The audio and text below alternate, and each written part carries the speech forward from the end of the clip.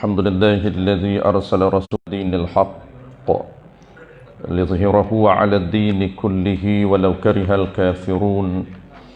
أشهد أن لا إله إلا الله وحده لا شريك له، وأشهد أن محمدا عبده ورسوله، صلوات الله وسلامه على هذا النبي الكريم وإمام المتقين وقائد الدعاة المجاهدين وعلى آله وأصحابه أجمعين. اللهم علمنا ما جهلنا وانفعنا بما علمتنا وجعلنا من المخلصين. وصلى الله على سيدنا محمد وعلى آله وبارك وسلم، والحمد لله رب العالمين. أما بعد. Sahibul Fadilah Tuan Imam, pengurusi surau kita, seluruh kepimpinan surau yang saya raikan, tuan-tuan, perempuan, muslimin, muslimat, mudah-mudahan kita diberikan keberkatan dan segala kebaikan di sisi Allah Subhanahu wa Ta'ala. Alhamdulillah tuan-puan, sekali lagi kita diberi kesempatan dan juga peluang oleh Allah Subhanahu wa Ta'ala untuk sama-sama sekali lagi pada pagi ini bagi membincangkan topik pagi ini tuan-puan, seperti biasa, iaitu sistem jual beli di dalam mazhab Al-Imam Syafi'i. Dia berbeza, 4 mazhab itu dia berbeza sistem dia, walaupun tak banyak beza, tapi kita kena pilih transaksi kita di lapangan itu, kita kena pilih mana-mana mazhab. Kalau tak boleh Syafi'i, baru kita tukar kepada mazhab lain, Maliki ataupun Hambali. Dalam mazhab kita, untuk memastikan sah transaksi jual beli, mesti cukup rukun dan syarat. 5 rukun ataupun 6 rukun detailnya, dan 16 syarat. Dalam kitab kita sebut 16 syarat. Apa dia rukun? Rukun pertama, penjual. Rukun kedua, kena ada pembeli. Kalau penjual tak ada, pembeli je ada, macam mesin tu, itu tak boleh transaksi jual beli dalam mazhab Syafi'i. Tapi mazhab Maliki boleh. Tu dia pelik.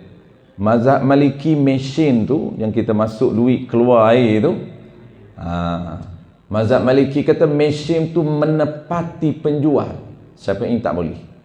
Dalam 4 mazhab ni, Syafi'i yang paling ketat peraturan dia, paling ketat, paling detail, sama ada ibadat ataupun muamalat. Yang kedua pembeli, yang ketiga barang. Barang kena ada dalam majlis. Kalau tak ada dalam majlis, dia pernah tengok, okey. Dan yang keempat harga. Yang kelima ijab, dan yang keenam qabul. Kalau ada ijab, penjual kata saya jual, pembeli tak nak jawab pun tak lengkap. Tak boleh pilih. Dia panggil transaksi jual beli yang sebenar. Tak boleh. Dia kena pilihan yang kedua, dia panggil jual beli yang tidak ada ijab qabul. Hanya ada 4 rukun. Ijab tak ada, qabul tak ada, 4 rukun je. Itu boleh dalam mazhab Syafi'i, qaul dhaif. Nama dia jual beli mu'attah, jual beli yang tidak ada ijab.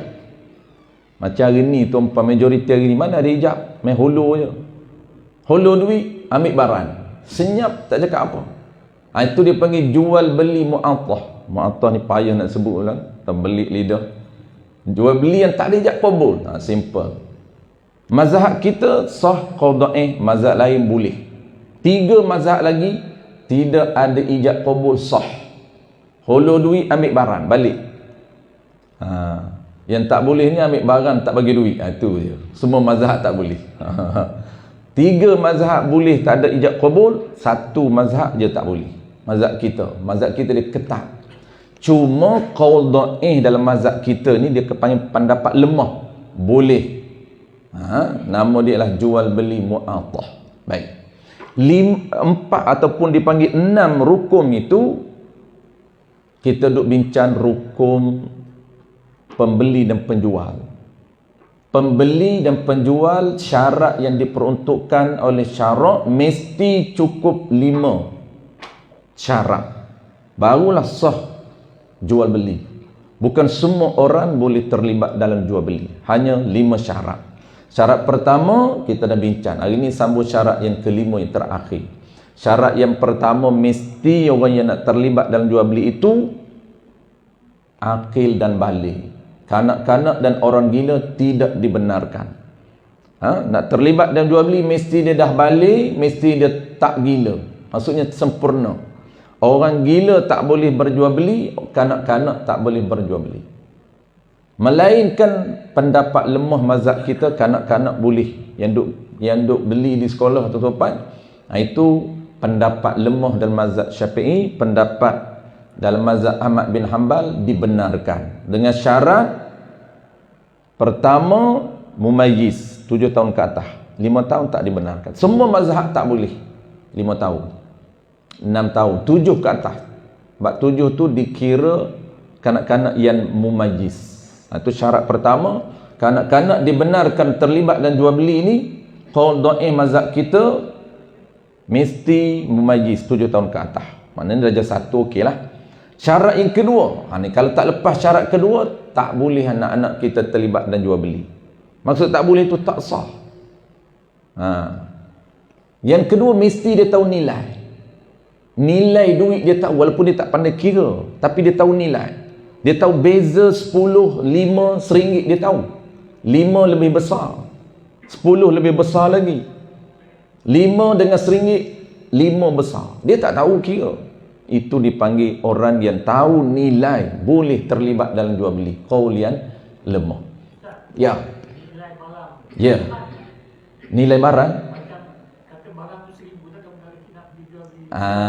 Nilai barang pertama dia kena tahu. Pertama mumayyiz, yang kedua tahu nilai. Apa maksud tahu nilai? Tahu nilai duit, tinggi, kecil dan besar duit itu dia tahu. Walaupun dia tak tahu kira pun, tapi dia tahu beza nilai duit. Dan ditambah pula oleh para ulama, mestilah barang itu hakir. Hakir ni maksud barang yang rendah nilai harga. Macam biasa tu lah yang duduk beli gula, roti, gula-gula. Tapi kalau jual yang mahal, tak dibenarkan. Mesti wali dia. Jual kenderaan, jual tanah, jual harga, jual beras RM50, RM40 ke atas, tak dibenarkan. Baik. Yang kedua, pertama mesti akil, mesti balik. Yang kedua, tak dibenarkan paksa, mudah. Yang ketiga, ciri orang yang dibenarkan terlibat dan jual beli, mesti orang itu Islam. Kalau nak jual mishaf, itu ciri yang ketiga. Orang yang dibenarkan terlibat dalam transaksi jual beli, pembeli mesti Islam. Kalaulah nak jual Quran, nak jual lain tak apa, Quran dan juga benda yang ada tulisan Quran, hadis, kitab-kitab para ulama dan juga buku yang ada tulisan Quran, mesti Islam. Dan yang keempat, nak jual hamba. Ini terakhir kita bincang bulan lepas. Hamba mesti Islam. Kalau hamba tu kafir, pembeli mesti Islam. Tak kisahlah hamba tu kafir. Kalau hamba tu Islam, mesti orang yang nak beli dengan kita tu kena dia Islam. Tak boleh jual hamba kepada orang kafir. Baik, habis tumpat. Masuk yang terakhir untuk pagi ni, yang kelima. Qala al-musannif rahimahullahu ta'ala. Hari ini kita just baca tuan-puan, tak praktikal dengan kita sebagai panduan dalam transaksi jual beli sahaja.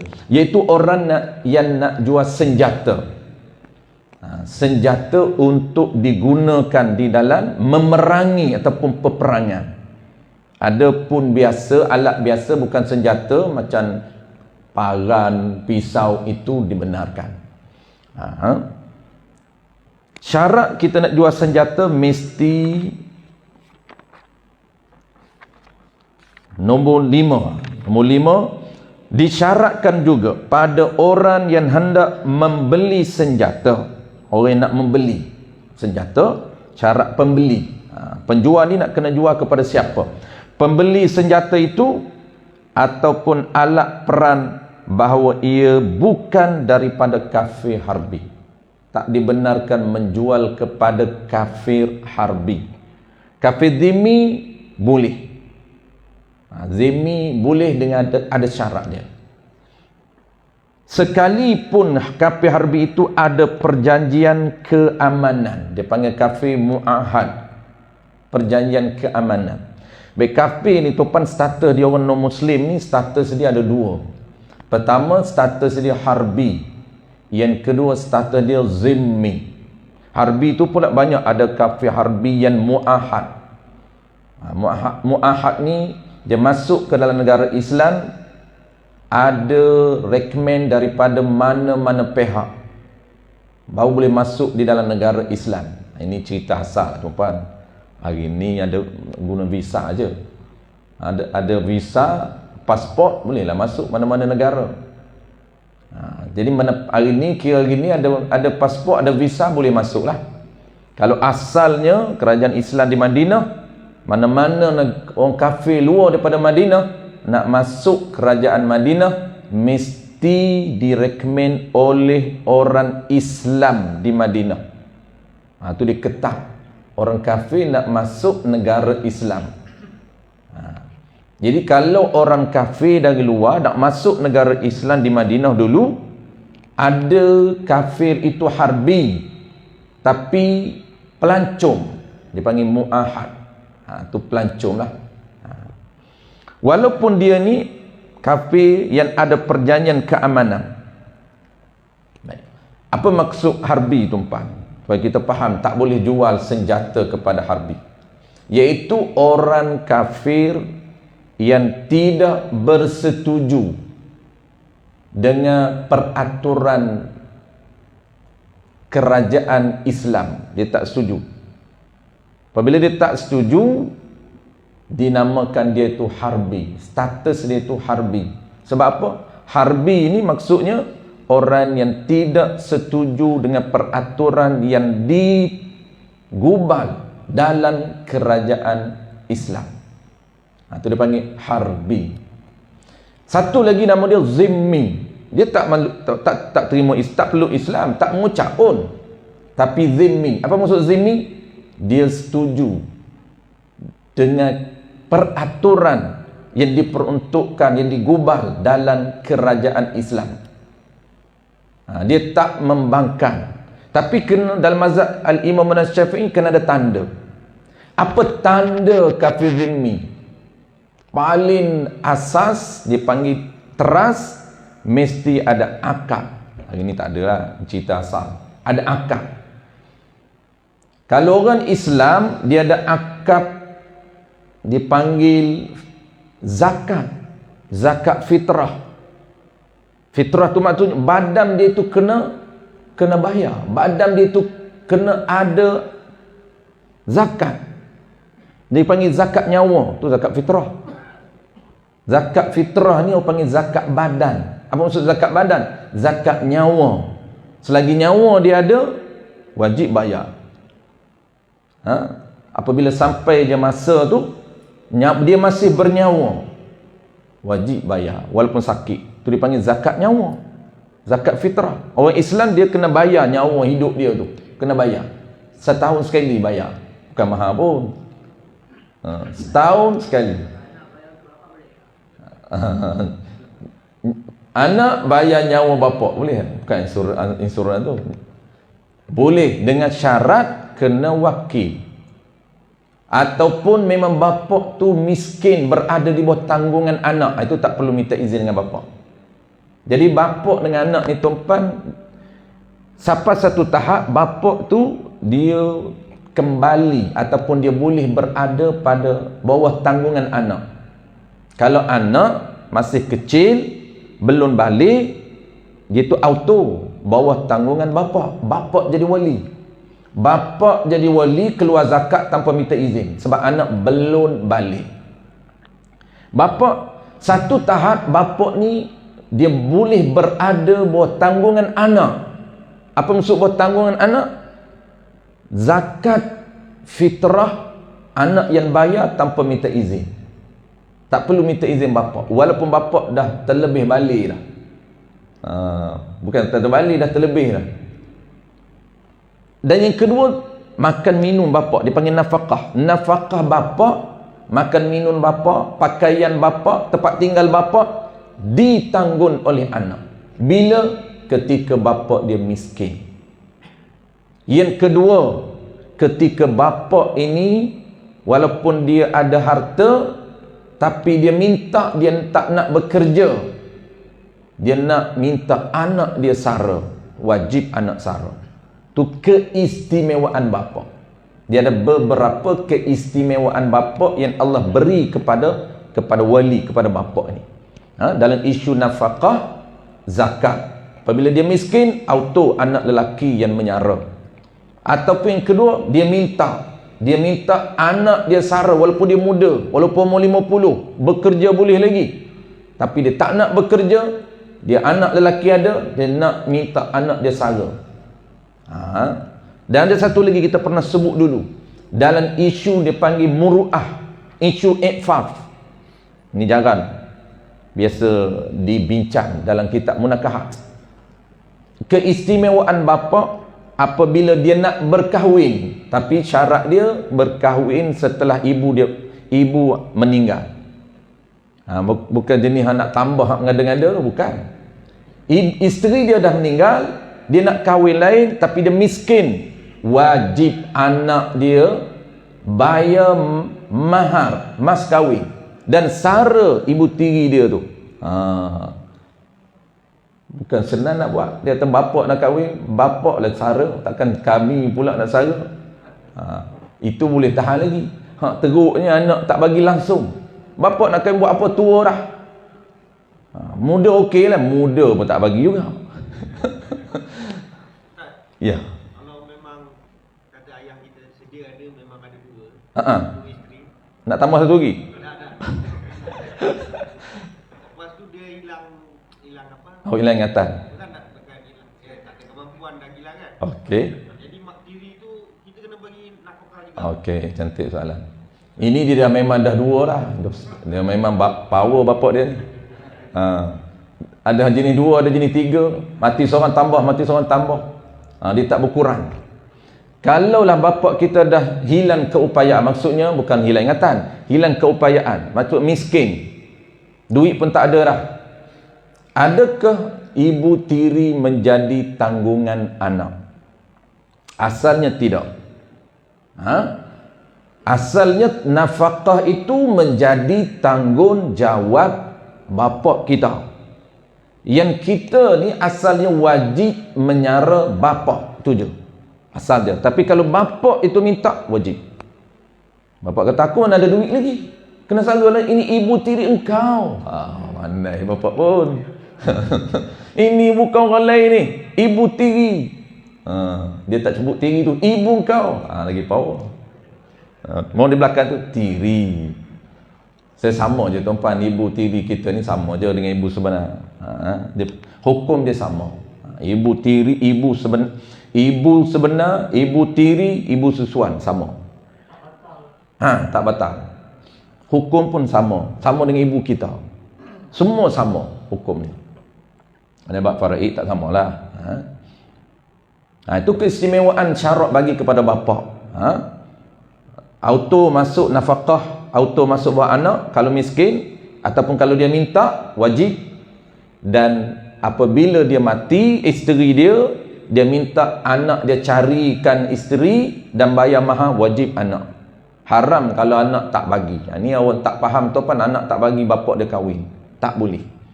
Dia berbeza dengan isteri, perempuan. Ibu kita dengan bapak kita beza. Kalau ibu kita minta carikan suami, tu tak wajib. Dia lain. Jangan kita kata pula, wajib apabila ibu minta kena cari, wajib taat. Tak wajib dalam isu perkahwinan. Tapi bapa wajib. Dia berbeza. Disebut dalam kitab munakahat, lelaki dia ada i'faf, yakni muru'ah dia. Muru'ah dia. Apabila dia nak kepada pasangan, kita kena cari.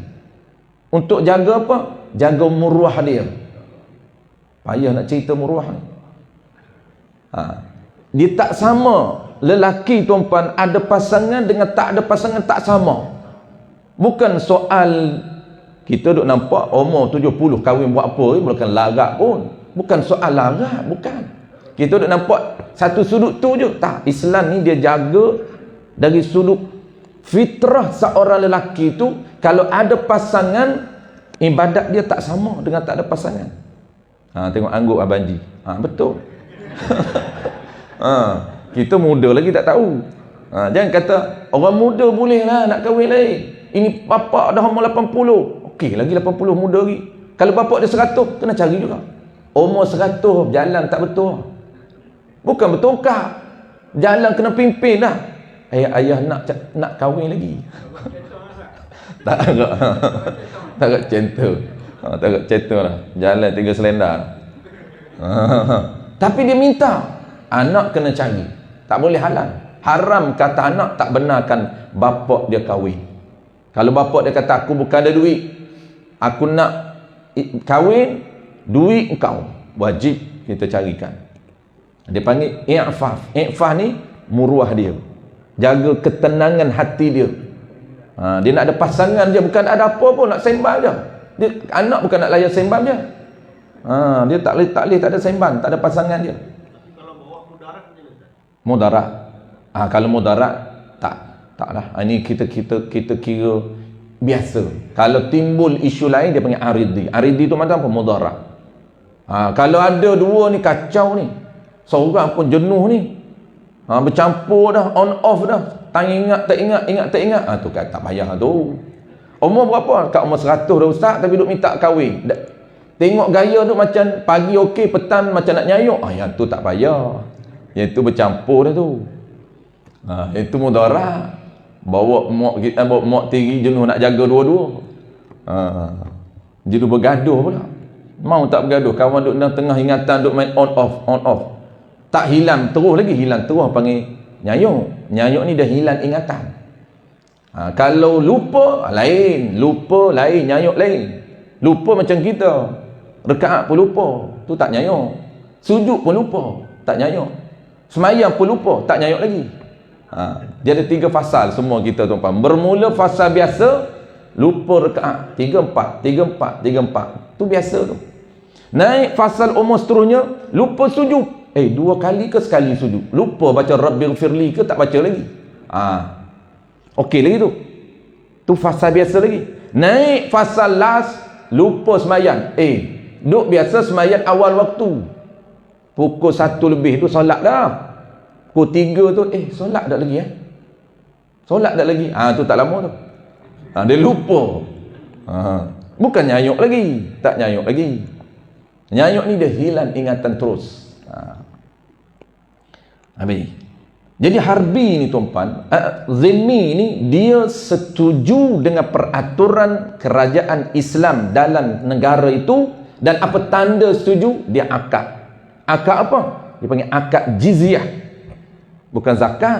Bukan zakat, bukan cukai. Cuma orang sebut cukai umum, cukai ke atas orang kafir. Jizyah. Jizyah ni dia tak cukai, dia macam zakat lah. Zakat orang tak panggil cukai. Jizyah orang tak panggil cukai. Jizyah ni apa? Akad bayaran 1/4 dinar per kepala kepada kerajaan Islam. Asalnya yang akad tu dengan raja, sultan. Dalam Islam dia ada raja yang memimpin negara tu. Maka raja itu yang akad dengan orang kafir zimmi. Maka akad itu mesti bayar 1/4 dinar. Harga dinar tu 1 dinar 400, contohnya 100 ringgit. Setiap tahun dia kena bayar. Macam kita bayar zakat setiap tahun. Kita pun tuan-tuan bayar zakat kepada sultan asalnya. Tapi sultan dia turunkan kuasa dia kepada qadi, last sekali kepada imam. Asal sultan yang mempunyai kuasa untuk menerima zakat orang Islam dalam wilayah dia. Begitu jugalah sultan mempunyai kuasa untuk menerima jizyah dalam wilayah dia. Masuk saja orang kafir, dia nak duduk dalam negara Islam, maka dia setuju tak dengan peraturan, bentangkan peraturan dalam negara. Dia setuju. Maka mana tanda setuju? Tanda setuju kena bayar. Bayar apa? Jizyah, bukan zakat. Jadi adil. Orang Islam duduk dalam negara kena bayar zakat. Zakat apa? Zakat diri. Orang non-Muslim duduk dalam negara Islam, dia setuju dengan peraturan, bayar jizyah. Tu cara dia. Kalaulah dia tak nak bayar, maka tak nama zimmi. Tu beza zimmi dengan harbi. Maka tidak sah dijual senjata kepada mereka itu.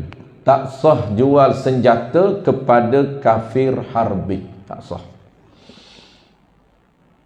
Penutup dia simple je cara yang kelima tuan. Sah dijual senjata kepada kafir zimmi. Tapi kalau zimmi dalam negara tu, boleh berjual beli. Ini senjata je tuan. Barang lain boleh. Ada orang setengah orang dia keliru.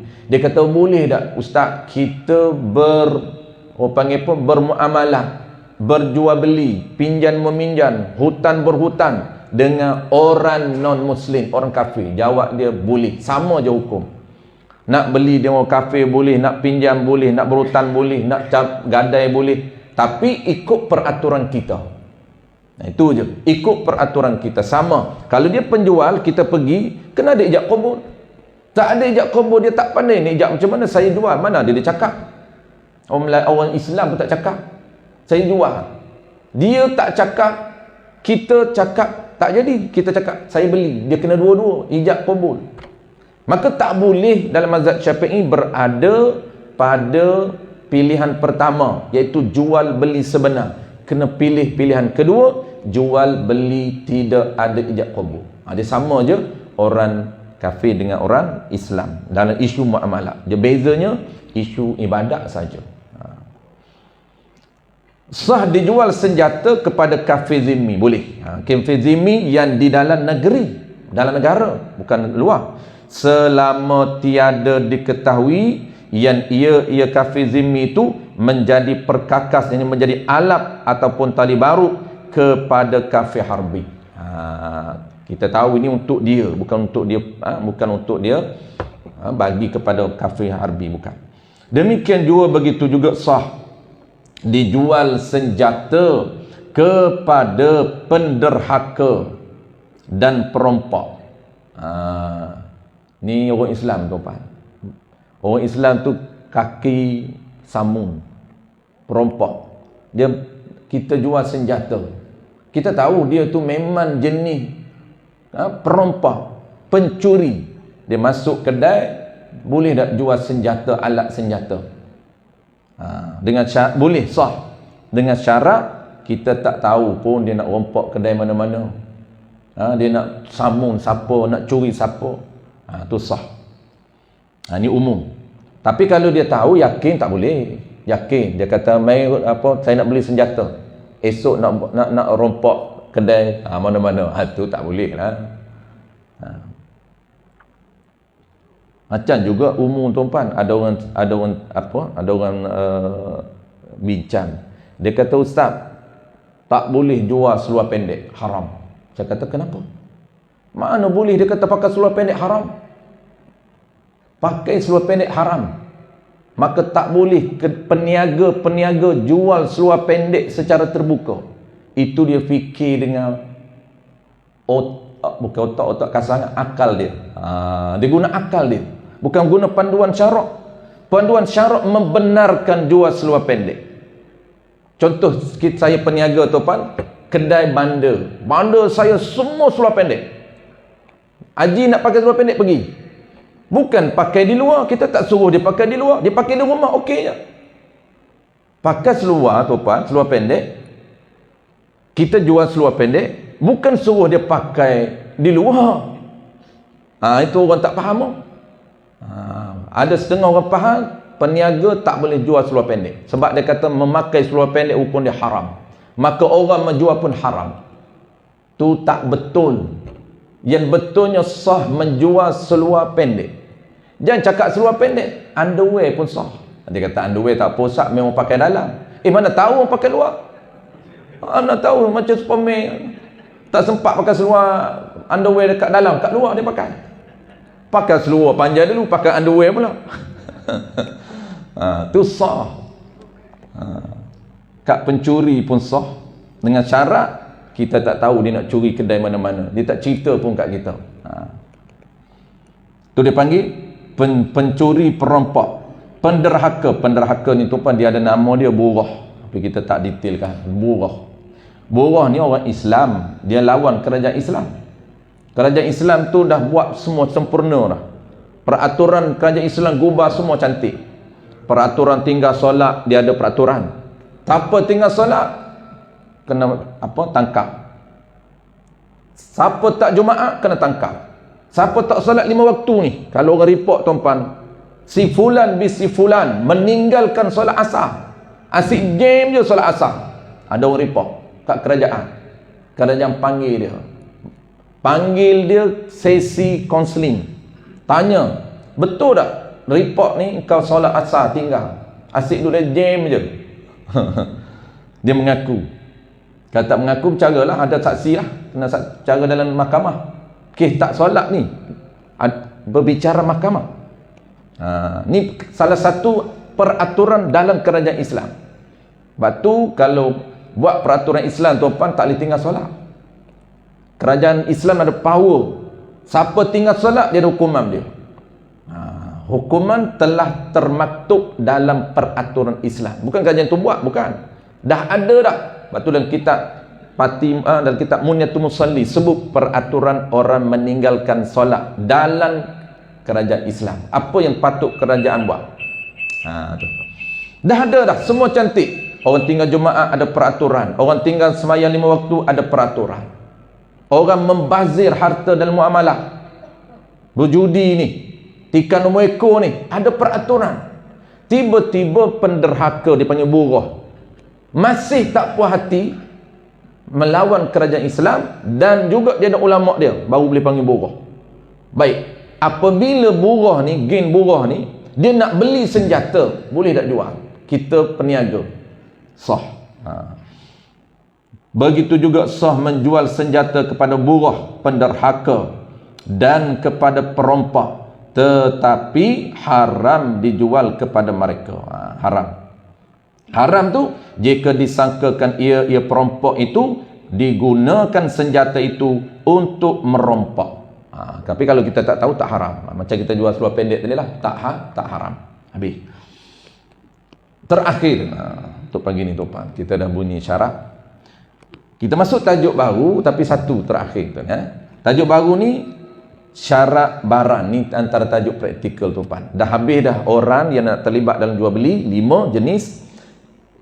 Ciri rukun yang terakhir. Rukun terakhirnya barang. Ni paling penting. Dia penting tuan, barang dengan orang. Orang yang terlibat dalam jual beli kena tengok siapa. Yang kedua yang penting ialah barang. Bukan semua barang boleh jual. Ada barang tak boleh jual. Macam mana nak buat? Ada solusi yang syarat bagi. Macam kucing tuan-tuan, orang duk jual beli kucing tu, mazhab Syafi'i tak boleh. Tapi kita nak juga, nak bela kucing. Akad pilihan. Dan mazhab Syafi'i ni, cerita mazhab Syafi'i, mazhab Maliki boleh. Mazhab Maliki boleh jual kucing, Hanafi boleh jual kucing. Syafi'i tak boleh. Syafi'i dia agak ketat. Mesti jual itu benda manfaat. Nanti kita akan bincang bulan depan. Syarat kedua, mesti benda yang ada manfaat dalam agama, bukan manfaat untuk kita, manfaat di sisi agama. Jadi kita tahu tuan-tuan, apabila kita nak terlibat di lapangan ini, kalau nak kekal mazhab kita, dia ada pilihan. Contoh, kucing tak boleh, kita nak bela juga, pilih akad yang dibenarkan. Jual beli tak boleh. Ataupun kita nak jual beli juga, pilih mazhab lain, Maliki ataupun Hanafi. Baik, kita nak bincang untuk hari ni tuan-tuan. Dia panggil syarat barang dan harga. Samalah, harga tu duit. Syarat barang yang diakadkan. Ada berapa? Ada 5. Kita bincang satu dulu. Syarat pada barang yang diakad, iaitu harga dan barang jualannya, terbahagi kepada 5. Pertama, hendaklah. Hendak ni wajib. Wajib barang yang diakad itu suci dirinya. Suci diri dia. Najis tak boleh. Tidak sah jual beli najis. Mana jual beli najis tuan-tuan? Dia akan bagi contoh. Ada. Baja tak boleh dijual beli. Baja najis. Tapi kita nak juga, macam mana nak buat? Nanti dia ada solusi dia. Ataupun kena najis yang boleh disucikan. Dia syarat barang yang kita nak jual mesti suci. Baja tak boleh. Yang kedua, benda itu najis. Bukan najis, kena najis. Bukan najis, kena najis. Dan boleh disucikan menggunakan air. Benda tu kena najis, boleh disucikan menggunakan air. Itu sah jual. Walaupun dalam keadaan kita jual tu ada najis tu, boleh suci tu, boleh, sah. Kita jual beli ayam tuan-tuan, jual beli ayam, ni pun tak faham. 2-3 bulan lepas ada follower daripada Kelantan.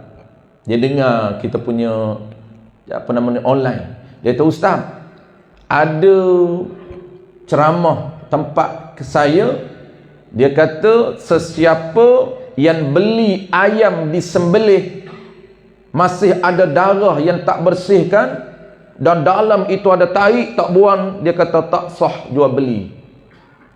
Saya dengar ustaz kata boleh. Pening saya. Ada kata siapa beli ayam dah kedai tu, beli ayam bukan ayam hak hidup tu. Ayam hidup lagi ada tahi dalam tu. Ni ayam hak dah sembelih dah. Tapi sembelih kan ada darah tu. Kan keluar darah, sembelih keluar darah, bersih pun dia keluar darah. Satu darah yang ada di ayam. Yang kedua, tahi masih ada dalam tu.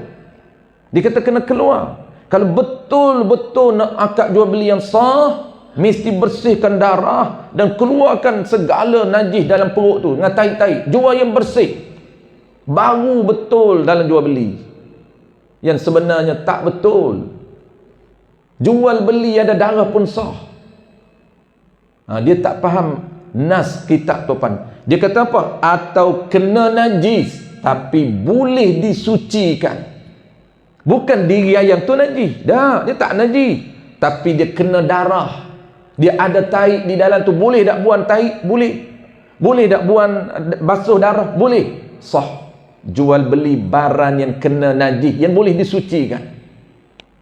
Kalau tak boleh suci tapi najis ikut, sah juga. Tu dia akan bincang. Bulan depan kita bincang. Kita jual benda, jual rumah, siming ni, dinding rumah ni ada najis dalam dinding tu, sah. Kita tak jual yang dinding tu saja, kita jual satu rumah. Maka yang suci, kita jual yang suci, tapi yang najis itu ikut ittiba, dia panggil sah. Tapi ada cara dia. Macam mana dinding boleh jadi najis? Dalam kitab sebut. Ni kitab sebut. Memang real pun orang pernah buat. Siming, kan dia gaul dengan siming kan. Air habis. Kehabisan air untuk gaul siming. Geng-geng pekerja ni dia pakat kencing. Dia pakat kencing dalam siming, gaul. Jadilah gaul dengan air kencing. Najis. Maka siming tu najis. Dibuat dengan najis. Dinding rumah kita sah jual. Sebahagian najis kita jual yang suci, yang najis itu ikut, sah. Itu pengecualian. Itu bulan depan lah. Untuk pagi ni tuan-tuan, kita faham dulu mesti benda kita nak jual tu suci ataupun dia kena najis yang boleh disucikan menggunakan air. Maka keluar hukum tidak sah. Kita fokus dua dulu untuk pagi ni. Suci dan kena najis boleh disucikan. Itu dia punya peraturan. Baik. Keluar hukum. Apa hukum dia? Tidak sah dijual benda najis. Mana benda najis? Bagi kita tak cakap tadi. Tahi binatang ataupun baja tapi ada campuran najis. Seperti anjing tidak sah dijual beli. Arak tidak sah dijual beli. Gading gajah tak sah dijual beli. Sumbu badak tak sah dijual beli. Dan lain-lainnya. Apa lain-lain ni? Seperti gigi buaya tak sah. Bisa ular. Hari ni orang jual bisa ular. Ular kan dia keluarkan bisa dia tu. Tak sah jual bisa ular. Walaupun untuk perubatan. Dia kata ada manfaat Ustaz untuk perubatan. Tak dibenarkan oleh syarak. Itu di sisi kita manfaat. Gigi buaya ada ubat. Perawat-perawat ni dia boleh buat ubat dengan gigi buaya tu. Ubat apa wallahualam, dia tanya saya pula. Gajah tuan-puan, popular tahun 90-an waktu saya belajar dulu. Kalau keluar je ke pekan, gain jual ubat. Gain jual ubat. Pasar malam kan dia jual ubat. Penjual ubat tu, dia jual akar kayu tu tuan-puan, dia goreng. Berasak dia goreng, laku. Dia ambil, entah ambil kayu mana tak dia jual. Punya pandai bercakap. Waktu tu tuan-puan popular, saya masih ingat tahun 90-an, dia jual apa? Nama dia Tembuni Gajah. Tuan-puan tak biasa dengar Tembuni Gajah. Gajah ni apabila dia bersalin dah, beranak, dia ada dia punya tu. Kandungan anak dia tu kan anak dia tu kan dia dalam kandungan tu. Uri kantun. Uri tu dia akan lempar, dia tak letak bawah ni. Dia akan lempar naik ke pokok. Siapa bertemu uri dia tu dijadikan ubat. Antara ubat popular, ubat power. Minum air najis, mau tak power? Najis tu. Saya masih ingat dia jual mahal, jual dia besar ibu tangan je, RM30 tahun 90-an ni besar itu nilai dia. Tahun 90-an, bukan tahun 60. Tahun 60 lembu RM50 je. Tahun 40 tanya otai-otai kita, tahun 40 lagi lah. Tahun 30-an kerbau berapa ringgit? RM10 kerbau. Jangan duk kira tahun tu. Besar, RM30 uri ataupun tembuni gajah tu. Dia panggil uri. Untuk ubat apa? Ubat power. Sakit gigi, dia kata rendam air tuan-tuan, minum insya-Allah hilang. Sedap kita dengar. Yakinlah orang dengar tu ujung ubat. Semua insya-Allah je, pandai dia pun insya-Allah tu. Sakit demam, rendam air, minum insya-Allah. Dalam bahasa Kelantan dia kata seperti orang kutih teruk buang.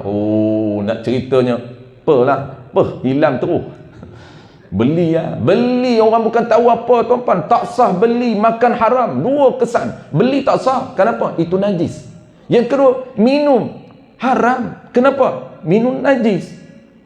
Melainkan boleh berubat najis ni tuan-puan, kita pernah sebut boleh tak berubat dengan najis, walaupun Nabi kata tidak ada syifa dengan najis ni, cuma harus setelah mana kita dah berubat segala jenis rawatan lain tak tahan juga, boleh berubat dengan najis? Ya, harus. Bukan sunat, harus. Boleh berubat dengan najis. Contoh tuan-tuan disebut dalam kitab, orang yang penyakit semput, ubat dia cari lipas, bakar lipas tu bagi hangi, tumbuk campur dengan kopi. Ubat apa? Semput. Boleh tak? Boleh. Dah habis dah cari ikhtiar. Perawat jumpa segala nenek perawat dah jumpa semua dah, tak hilang juga. Nak kena gaya, nak kena makan lipas tumbuk juga. Lipas goreng bagi hangi, tumbuk campur dengan kopi. Ya. Ubat tak apa. Ubat dia boleh makan. Ubat tak perlu tuan-puan, tak perlu pilih hak lain, pilih ubat terus tak apa. Sebab ubat itu halal. Yang haramnya biar awak belakang rumah. Padang pasir halal, belakang rumah kita tu haram. Mazhab Syafi'i. Mazhab lain boleh lah. Biar awak belakang rumah kita, mazhab Maliki boleh, mazhab Hanafi boleh, mazhab kita tak boleh. Buaya tak boleh. Mazhab kita tak boleh. Dia hidup dua alam. Tapi telur buaya boleh. Telur boleh. Telur buaya mazhab Syafi'i boleh, mazhab lain tak boleh. Dia terbalik. Mazhab lain telur tak boleh, telur buaya. Kita bedah telur, ibu tak boleh. Ibu bagi orang lain, telur bagi kita. Kura-kura haram makan. Labi ke kura-kura ke sama, tak boleh makan. Tapi telur boleh. Kura-kura orang lain makan, telur kita makan. Bagi siap. Mazhab lain tak boleh. Kita boleh telur. Jangan telur yang beracun je tak boleh. Telur beracun haram. Semua telur mazhab Syafi'i boleh tuan-tuan, melainkan telur yang mudarat. Telur yang beracun, tak boleh. Telur cicak boleh tak? Boleh. Tapi oleh kerana dia beracun, haram makan. Tidak telur cicak, tidak tak lekat, tak hidup spesies cicak. Kerja ambil telur cicak aja. Telur ayam mahal. Telur cicak aja. Cicak dia subuh, sekali bertelur 10, 11, 12. Nasib baik tak boleh makan. Pasal apa tak boleh? Pasal dia beracun. Telur ular tak boleh. Kenapa? Beracun. Tapi kalau tak beracun, semua boleh. Telur biawak boleh. Kalau ada telur lah. Telur kura-kura, telur buaya, boleh. Walaupun binatang ibu dia tu kita tak makan, boleh. Okey. Dan dia kata tidak sah jual sumbu badak dan lain-lainnya. Sekalipun ia benda najis itu boleh suci dengan berubah, umpama arak dan kulit bangkai, tak boleh. Adapun tiada sah jual benda yang kena najis yang tiada dapat hendak dibersihkan secara bersendirian seperti cuka, susu, minyak dan cecair yang kena najis. Adapun jika barang, yang ini insya-Allah kita sambung bulan depan. Adapun jika barang dijual itu kena najis dan dijual secara ikutan seperti tanah yang di atasnya rumah yang diikat batu bata dengan pasir yang diambil daripada kolam tandas. InsyaAllah akan datang kita bincang kalau benda itu ada najis tapi kita jual secara ikutan, boleh. Untuk pagi ni tuan clear, benda itu mesti suci. Kalau benda tu tak suci, tak boleh. Kalau nak juga macam mana mazhab Syafi'i? Nak juga. Contoh nak juga gigi buaya. Nak juga air mata buaya. Nak juga. Macam mana cara nak jual? Jual tak boleh.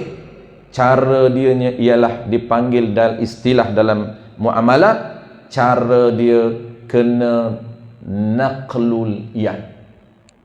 Naqlul yad ni pula tak pernah dengar pula dah. Naqlul yad. Apa maksud naqlul yad?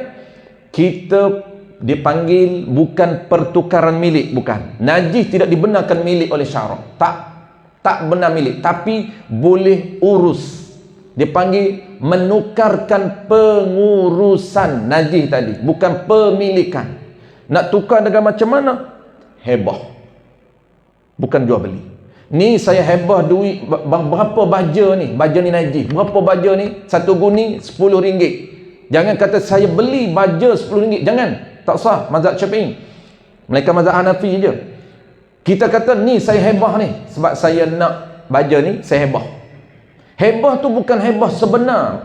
Ulama kata kalau hebah sebenar-benar tukar milik. Ini hebah terma saja, tapi naqlul yad untuk pindah pengurusan daripada baja itu diurus oleh tokek berada di bawah pengurusan kita. Dalam bahasa kita tu pun dipanggil hak. Maka baja itu hak saya, bukan milik. Beza. Dalam Islam tu apa muamalat Islam, milik dan hak berbeza. Ini hak saya, ini milik saya. Kita tapa dua-dua. Ini hak milik saya. Dua-dua dihantam. Ini milik saya, ini hak saya. Kalau baja itu dia jadi apabila kita bayar je tuan, bertukar hak. Ini hak saya baja, tak boleh curi. Jangan duduk berdai ikut dan. Haram juga kita curi barang hak orang. Kalau barang milik, confirm itu haram. Barang hak pun haram.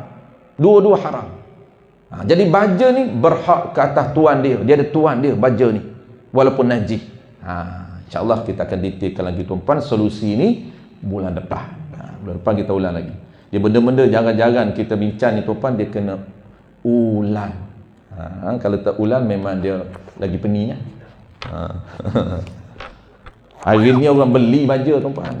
Mana ada main bayar hebah, tak ada. Beli. Cuma nasib baik beli tak ada ijab kabul tu je. Mana ada ijab kabul? Saya belilah baja ini dengan harga RM10 tunai. Tak ada. Dah hilang dah ijab kabul tu, tinggal nikah aja. Sekali nikah pun hilang sekali, main pergi Sibora je.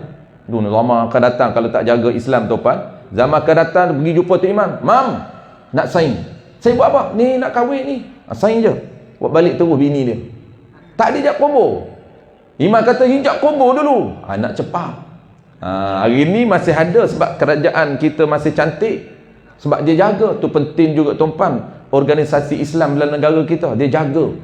Takut berlaku huru hara, terabur, wal hancur. Macam Siam. Siam dia akak mudah je tuan-tuan. Siam petani kan akak nikah tak. Ikut je. Kat rumah je akak nikah. Kedai kopi pun dia akak nikah kedai kopi. Bawa aja pengantin, wali ada. Imam ke? Imam sini ni, imam. Saya nak akad nikah. Boleh. Sambil minum kopi je akad nikah. Ada wali. Ada. Kalau tak ada wali, dia tolong cari wali. Tu game Malaysia pergi nikah Siam tu. Cari wali. Dia tolong cari wali. Tu bahaya tu kan. Ada wali yang tak sah. Dia tolong cari wali. Wali sultan dia panggil. Sultan sana. Mana ada? Sana tak ada sultan. Sultan dia non-Muslim, tak dibenarkan. Dia kena sultan, wali sultan ni sultan yang Islam. Jangan kena jaga Islam tu. Apa kena jaga ilmu supaya tak jadi macam jual beli dah. Bismillahirrahmanirrahim. Ya. Boleh. Sebelum tutup, sebelum sarapan. Boleh ke kan? Kita beli barang ni kan? Barang kan ada harga kan? Kan? Lepas daripada harga itu, deadline tu plus 2.5% zakat. Lepas tu bawah harga tu itu kita kena bayar. Boleh ke macam tu? Siap zakat kan? Barang tapi ada zakat. Pelik tu. Barang ada zakat. Biasa simpanan je. Kan? Simpanan tu pun mazhab Syafi'i, bukan mazhab Syafi'i tu. Tapi tak boleh pecah rahsia lah. Tuan-tuan tak bayar pula. Pecah rahsia mazhab mana bayar, mazhab mana tak bayar kan. Siap aku tak bayar. Lepas tu majlis agama mana dia cerita. Kalau barang pelas dengan zakat, maknanya penjual tu dia koskan zakat dia tu tak boleh. Itu tak boleh. Itu tidak sah. Kita hanya bayar barang je. Jangan bayar zakat tu. Boleh dia paksa pun jangan bayar. Ada banyak cantik kata zakat engkau aku kena bayar. Zakat peniaga kena bayar. Bukan pembeli. Dia masuk kos zakat macam pula dia buat kos ni, kos marketing masuk. Memang orang jual peniaga ni teman, kos A to Z semua dibayar oleh kita. Tu kaya pengguna. Kos transport kita bayar. Tu kos minyak kereta dia orang semua kita bayar. Kita sebagai pengguna. Kos marketing dia masuk TV, siapa bayar? Kita pengguna. Dia cas semua. Satu barang ni tuan ni. Satu barang ni RM50. Dia dah plus modal berapa? Maksud dia ada margin harga dia. Margin harga modal berapa? Modal tu pula tuan, modal bahan berapa? Masuk plus transport, logistik. Semua masuk dalam tu. Semua kita bayar. Hari ni pula nak plus zakat pula. Banyak cantik. Tak cukup dengan semua dia plus masuk zakat. Tak sah. Tak sah. Sebab zakat itu wajib ditanggung oleh peniaga. Okey, kalau kita pula peniaga. Kita Peniaga. Kita pos lori lah apa kerja. Zakat pun kita masuk. tak boleh. Tak boleh. Dia macam ni. Kita tak perlu masukkanlah kos zakat tu. Kita masuk dalam kos lain lah. Jadi kos dah masuk semua tu, kita total sebenarnya total semua barang kita itu keluarkan zakat. Itu je. Jangan kau asingkan. Contoh tuan-tuan, kita akan masukkan 1% nilai dalam bajet kita ni, dalam haji ni. Kita masuk. Kenapa ada lebih 1% tu? Itu untuk zakat aku pau juga daripada pengguna.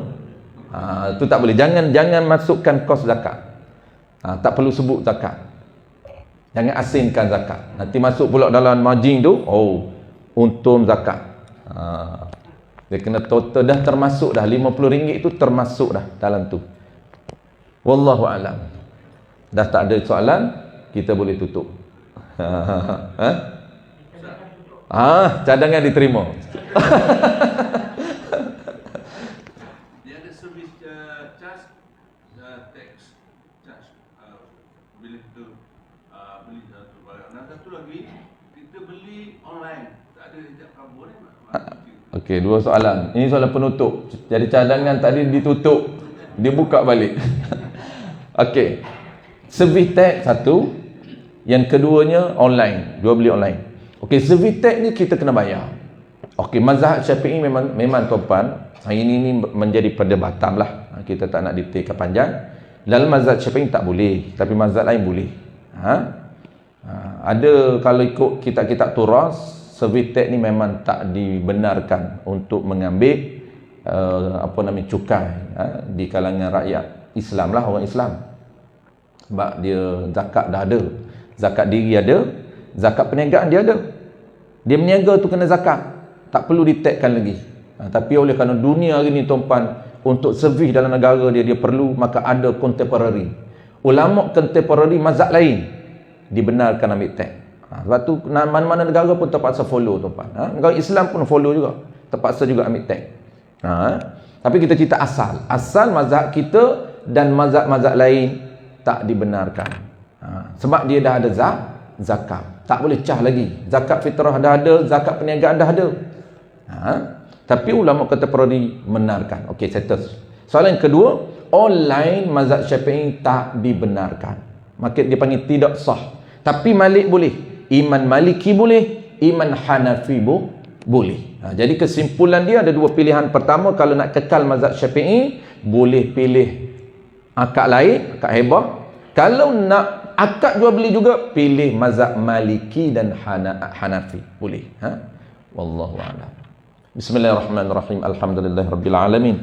Wassalatu wassalamu ala asyrafil anbiya'i wal mursalin wa ala alihi wa ashabihi ajma'in. Allahumma faqihna fid din wa 'allimna at-ta'wil waj'alna minal ulama'il 'amilin waj'alna minal mukhlisin wa sallallahu ala sayyidina Muhammadin wa ala alihi wa baraka wasallam walhamdulillahi rabbil alamin.